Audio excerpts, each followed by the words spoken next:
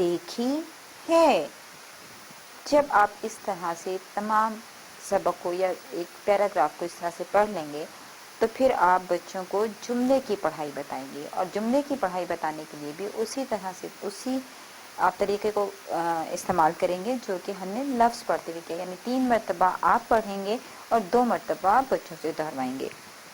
کیا آپ نے کالی گندم دیکھی ہے؟ کیا آپ نے کالی گندم دیکھی ہے؟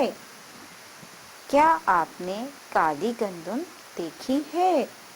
میرے ساتھ ساتھ دہرائیے، کیا آپ نے کالی گندم دیکھی ہے؟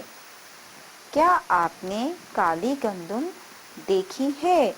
بالکل اسی طریقے سے آپ جملہ دہرائیں اور اس کے ساتھ ساتھ بھی بچوں سے کہیں کہ وہ بھی آپ کے ساتھ دہرائیں، اور اس طریقے سے آپ جتنا زیادہ سے زیادہ سبق پڑھ سکتے ہیں 2 دن میں آپ سبق پڑھ لیجئے۔ اس بات میں ایک خاص جو خیال رکھنا ہے آپ کو وہ یہ ہے کہ سبق کے مکمل ہونے کا آپ بہت زیادہ تردد یا بہت زیادہ فکر مت کریں۔ سبق کا مکمل ہونا بہت زیادہ اس لیے ضروری نہیں ہے کہ جب ہم نے سبق کو کہانی کی طرح سنایا تو اس کے متعلق جتنے بھی تصورات تھے وہ ہم نے بچوں پہ واضح کر دیے، بچوں کو ان سبق میں جو بھی بتایا گیا تھا وہ بچوں کو سبق جب کہانی کی طرح انہوں نے سنا تو وہ ان کو سمجھ میں آ گیا۔